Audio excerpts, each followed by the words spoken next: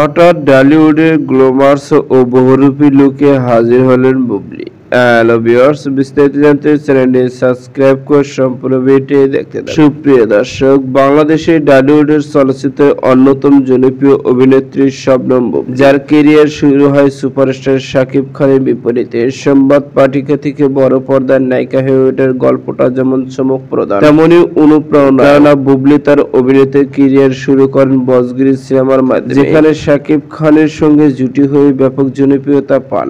এরপর shooter, romance, captain খান সহ একের পর এক সুপারহিট সিনেমা দর্শকদের উপহার দেয়। বর্তমানে সময়ে সোশ্যাল মিডিয়ায় যে দুটি ফটো যোগাযোগের মাধ্যমে ঘুরপাক খাচ্ছে, সেই ফটোগুলোতে শবনম বুবলিকে একদম বিচিত্র লোকে দেখা যাচ্ছে। একদম সহজ সরল ভাবে মনে হচ্ছে, কেননা পরনে রয়েছে জামা, দুর্দান্ত লোকেই দেখা যাচ্ছে। শুধু তাই নয়, শবনম বুবলি গ্ল্যামার নয়, বুবলি তার ক্যারিয়ার জীবনে বিভিন্ন ধরনের চরিত্রে নিজেকে মানিয়ে নিতে পেরেছে।